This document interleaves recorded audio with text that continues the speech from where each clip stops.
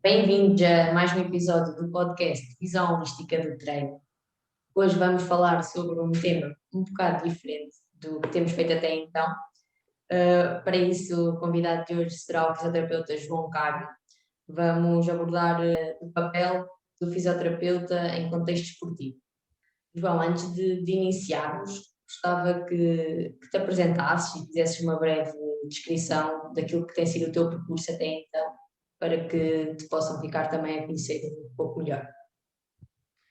Boa tarde a todos. Olá Inês, antes de mais obrigado pelo convite feito para conversar aqui e estar presente nesta tua série de podcasts. Pronto, como já disseste, o meu nome é João Carmo, eu sou fisioterapeuta, acabei o curso em 2011 na Escola de Coimbra e desde aí que tenho sempre trabalhado em contexto desportivo também. Comecei primeiro a trabalhar no rugby, na Académica de Coimbra, foi a minha primeira experiência em termos da fisioterapia no desporto. Depois também estive no rugby aqui em Tondela e depois, desde há 9 anos para cá, tenho estado a trabalhar com a equipa de futebol profissional do Tondela. Inicialmente estávamos na segunda liga e agora nos últimos 6 anos temos estado na primeira liga. E lá sou também o coordenador do departamento médico do clube, onde trabalham também comigo outros fisioterapeutas e massagistas, entre outras áreas também importantes dentro de um departamento médico. Bom, entrando então no tema que vamos abordar hoje, gostava que me desse a tua visão sobre a importância e o papel que assume então o fisioterapeuta nesta área desportiva. O fisioterapeuta no desporto é algo que é relativamente recente, porque nós antigamente, tanto no futebol como noutros desportos, somos mais habituados a ter os massagistas ou até os próprios enfermeiros. O papel do fisioterapeuta tem vindo a ganhar especial destaque desde há 10 anos para cá, mais ou menos. Portanto, por exemplo, em termos do futebol profissional, neste momento todos os clubes têm fisioterapeutas nos seus quadros e são mesmo obrigados a tal, porque nós somos os responsáveis principais pela recuperação e pela reabilitação dos atletas, outras, entre outras funções, porque é aquilo que nós sabemos hoje em dia, mesmo em termos de lesões, que o mais importante não é só reabilitar as lesões, isso acaba por ser o mais simples. O mais importante é fazer com que elas não aconteçam.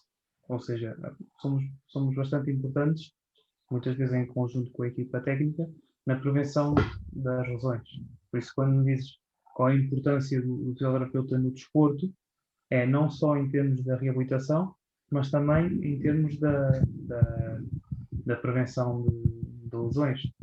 E às vezes a prevenção de lesões passa por quê? Passa às vezes por análise de testes técnicos, ver as cargas dos esforços que os atletas são sujeitos, ver os próprios mecanismos mais habituais em termos das lesões, às vezes fazendo pequenas correções, como aplicação postural, como treino específico, própria avaliação funcional dos atletas, para tentarmos aferir algum risco maior ou menor de lesão, e também ajudamos na dimensão, às vezes, da sobrecarga física que eles podem estar em termos de treinos e às vezes também psicológica, também temos que fazer um bocadinho esse papel. E muitas das vezes a parte da prevenção também passa por utilização às vezes de algumas proteções e mesmo também um ensino do próprio atleta, do próprio treinador sobre determinadas tarefas que possam fazer no treino ou determinados gestos. Depois, havendo alguma lesão, nós também, a partir daí, também temos uma outra parte da prevenção que podemos fazer. Porque, a partir do momento que há uma lesão, nós também temos que identificá-la, interpretar essa lesão, porque é que ela aconteceu, para que depois possamos prevenir e facilitar outros padrões mais normais de movimento, proteger as, as estruturas que foram lesionadas, que é para que consigamos restabelecer a função do corpo de uma forma mais rápida e eficaz e depois, finalmente, integrar atleta juntamente com o treinador. Exato, ou seja, o papel do fisioterapeuta já vai muito para além do simples cuidar do atleta quando a lesão já ocorreu, já começa muito antes disso. Aliás, neste momento, se me perguntares, mesmo em termos do meu trabalho no dia a dia, a parte de tratar a lesão ocupa muito pouco tempo. Ou seja, nós fazemos, às vezes tenho alguns conhecidos e dizem, mas vocês só trabalham quando têm lesões ou assim. Não. Nós trabalhamos muito mais até quando não as temos. Quando temos a lesão, temos que tratar a lesão, recuperá-lo e pô-lo a jogar. Quando não temos, nós temos que prevenir, temos que fazer muito trabalho de prevenção ou de preparação para o treino, seja aqueles 45, 60 minutos que estão antes do treino, orientá-los no ginásio, ajudá-los a fazer alguns programas de fortalecimento específico. Tudo depende, às vezes, das lacunas que cada atleta pode ter, ou as assimetrias, ou déficits de força num grupo muscular, em detrimento de outro, e tentar corrigir essas assimetrias para que não haja lesões. Agora, claro que nós nunca vamos, com os testes que fazemos, nunca vamos dizer que é possível predizer que este atleta vai ter esta lesão. Isso não conseguimos. Mas conseguimos ver alguns sinais que nos podem ajudar a trabalhar na prevenção e que seja a probabilidade de ter a lesão seja menor. Tendo em conta a sua prática até ao momento, quais foram as lesões mais frequentes que encontrou e que fez parte do processo de reabilitação? Sim. Eu vou falar em que é aquilo que eu tive, passei mais tempo da minha carreira a trabalhar e é aquilo onde estou também atualmente. A maior porcentagem das lesões são lesões musculares. Portanto, que mesmo em termos dos estudos, estamos a falar de cerca de 30% a 40% de todas as lesões que ocorrem no futebol são lesões musculares, nomeadamente as lesões isquiotibiais. Essas são as mais frequentes. Não são as mais graves, mas são as que ocorrem com maior frequência. Depois também temos as lesões ligamentares, que são aquelas que têm mais destaque até às vezes na comunicação social, que normalmente são lesões maioritariamente mais graves, que fazem com que o atleta esteja mais longe, mais afastado da competição durante mais tempo, como é a ruptura do ligamento cruzado anterior do joelho, que normalmente costuma afastar o jogador entre 6 a 8 meses da competição, enquanto que uma lesão muscular, à partida 4, 6 semanas, já conseguimos colocar o atleta apto à competição. Tendo em conta todos esses aspectos e falando em concreto da realidade portuguesa, acha que poderia ser feito mais pelos clubes no sentido de mitigar esse risco de lesão, sobretudo das lesões não traumáticas? As outras não têm como evitar. É assim, é aquilo que eu estava a falar há bocado. Nos últimos anos, Portugal tem evoluído, o futebol tem evoluído bastante. E o futebol e o desporto, em termos da redução do número de lesões, pelo trabalho que as próprias equipas técnicas, em conjunto com os departamentos médicos, vão fazendo para que haja menos lesões, principalmente as lesões não traumáticas, que são aquelas que se podem prevenir de uma forma mais eficaz. Porquê? Porque quanto menos lesões houver, em teoria, melhores serão os nossos resultados, tanto classificativos como financeiros. E como isto é um mundo onde se gera e circula muito dinheiro, é importante que os atletas estejam disponíveis o maior tempo possível para que haja menos lesões. Cada vez tem havido, também com o avanço da ciência e com o avanço dos estudos, tem havido mais trabalho no sentido de haver menos lesões. Se calhar em termos de números efetivos, não há assim tão menos lesões que havia antigamente, mas conseguiu-se baixar bastante foi a severidade das lesões, mesmo nas lesões musculares. Se calhar antigamente teríamos uma grande porcentagem de lesões de grau 2 e grau 3, que afastam os atletas 4, 6, 8 semanas dos relevados, e agora temos mais lesões de grau 1, grau 2, que são lesões mais de 2 semanas, 4 semanas. Porquê? Porque começou-se a instalar também nos clubes, que eles chamam às vezes os modelos de prevenção da lesão, que é, estuda-se, percebe-se quais são as lesões com maior incidência, com maior gravidade, descobre-se a etiologia e os mecanismos da lesão. Para quê? Para depois se definir o caminho a percorrer. Ou seja, imagina no futebol, quais são as lesões, a lesão com maior gravidade que normalmente pode acontecer? A lesão ligamentar do ligamento cruzado anterior. Ou seja, é uma lesão que, apesar de não ser muito frequente, é muito grave. Portanto, quando definirmos um plano de prevenção de lesões, digamos assim, temos que ter exercícios nesse plano em que consigamos aumentar os níveis de força, os níveis de equilíbrio, baixar as assimetrias em termos musculares, para que os joelhos tenham o maior reforço possível e estabilidade. Para quê? Para tentar reduzir a incidência das lesões do ligamento cruzado. E também, por outro lado, temos lesões menos graves, mas muito frequentes, que é o caso das lesões musculares. Então aí também temos que avaliar bem os atletas, perceber quais são os déficits que eles têm, seja às vezes com testes de força normais, seja com testes funcionais, e incluir essas diferenças no plano que estamos a definir para eles. E tentando com isso alterar os padrões que eles têm para que seja menos provável que tenham lesões. Claro que eu estou a falar aqui neste momento só de questões de treino, que é aquelas que nós conseguimos alterar. Depois entramos dentro do campo dos fatores de risco intrínsecos e os extrínsecos, em que nós conseguimos alterar aqueles que são os modificáveis. Por exemplo, nós temos um grupo de atletas que têm o género, por exemplo, género masculino, tem várias etnias, já têm às vezes uma certa propensão, isso nós não conseguimos alterar. Mas conseguimos alterar outros, como a força muscular, a flexibilidade, a qualidade da execução do gesto técnico e perceber às vezes um bocadinho o historial que está para trás. E às vezes também só a mudança dos equipamentos, seja chuteiras, sapatilhas, do próprio piso, dos hábitos nutricionais e de sono, já conseguimos ajudar a que baixem a propensão para as lesões musculares. Claro que isto tudo tem que ser feito em grupo, ou seja, não é só os fisioterapeutas, só o departamento médico, mas também temos que estar em colaboração com a equipa técnica, com os diretores, até com o próprio tratador da relva, com o próprio roupeiro. Para quê? Para proporcionar o máximo de conforto e bem-estar ao atleta, para que ele se sinta bem para fazer as suas tarefas do dia a dia. Exatamente. Todas as áreas acabam por se complementar e contribuir para esse aspecto preventivo, certo? Passando então para o retorno à competição pós-lesão.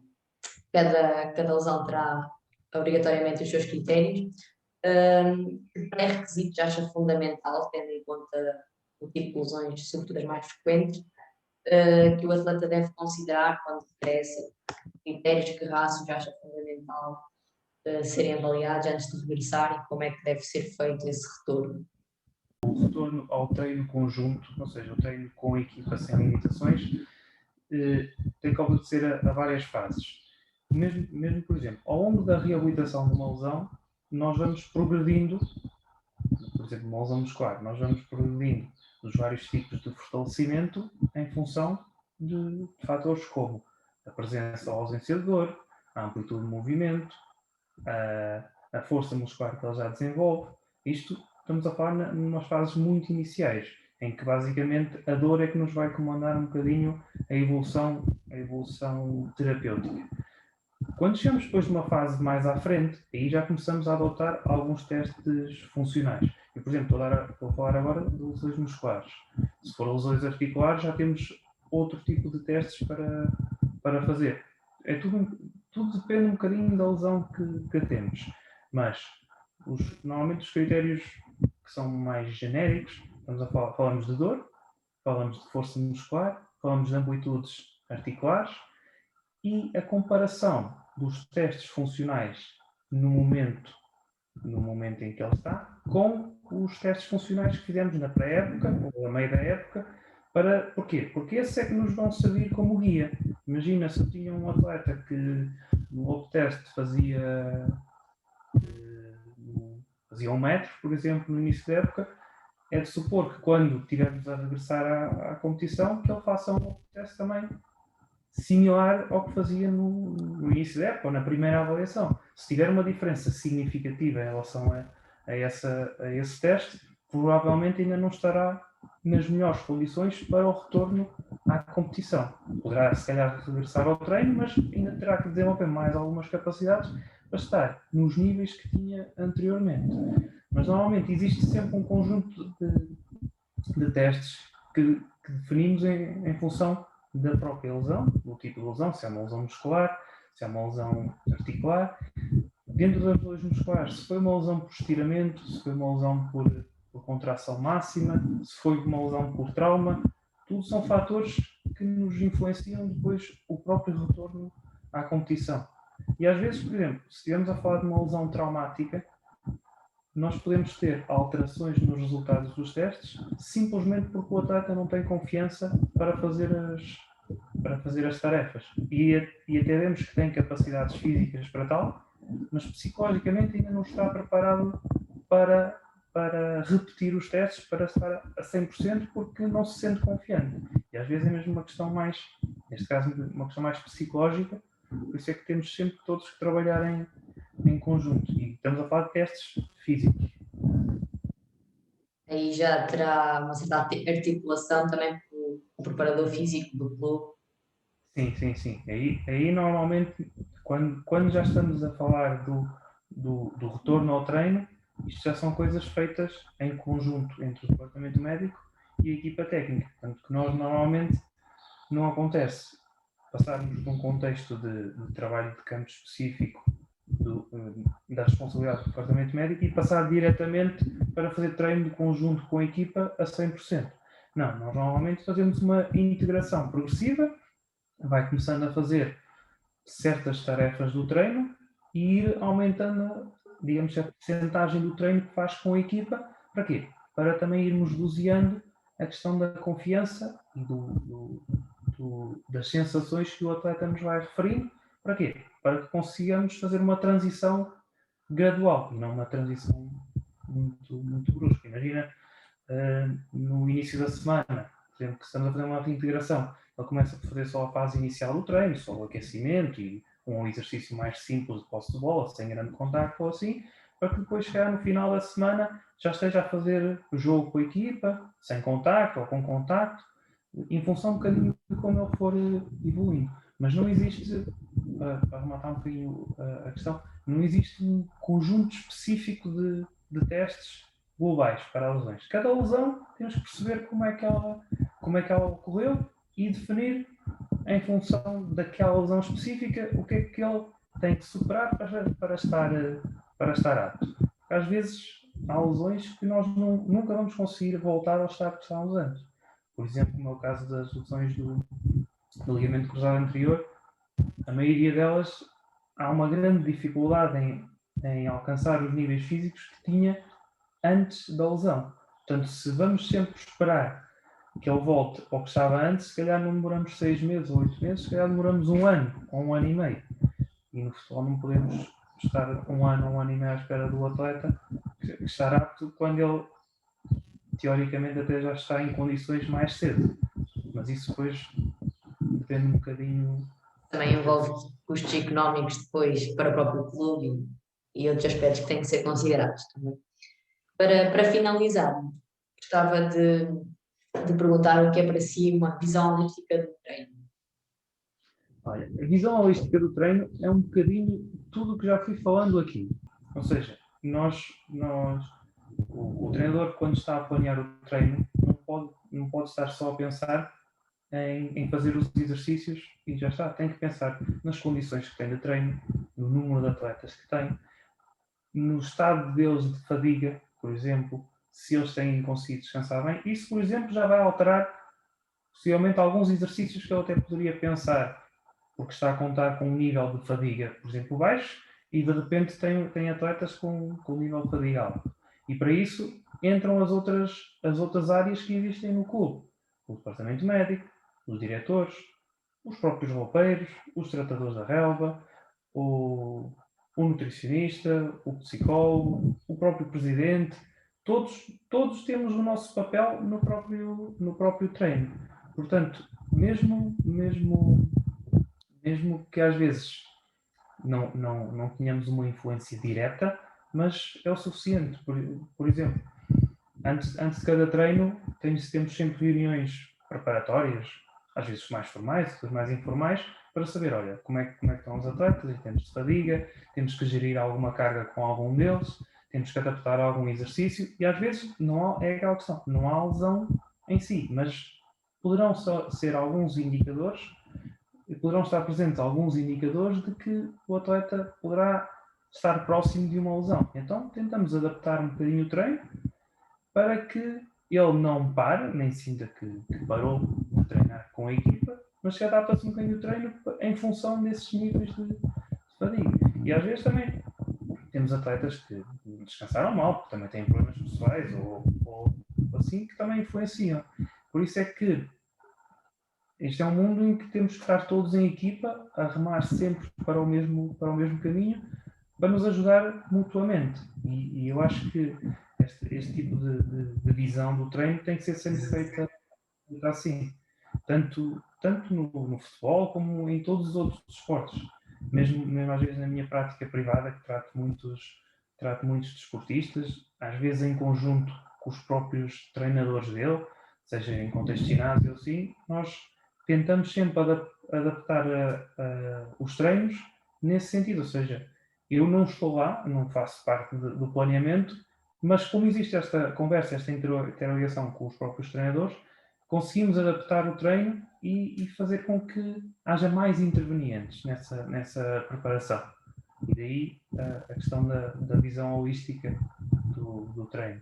Nós também, dentro do departamento médico, também temos a nossa própria visão holística, que é todos temos uma influência na própria lesão, na própria recuperação. Desde o fisioterapeuta, ao massagista, ao médico, ao nutricionista, ao psicólogo, ao fisiologista, todos damos o nosso contributo. Porquê? Porque o atleta, em tudo, é sempre o foco. No desporto, o foco de tudo é sempre o atleta. Porque ele é que tem que render.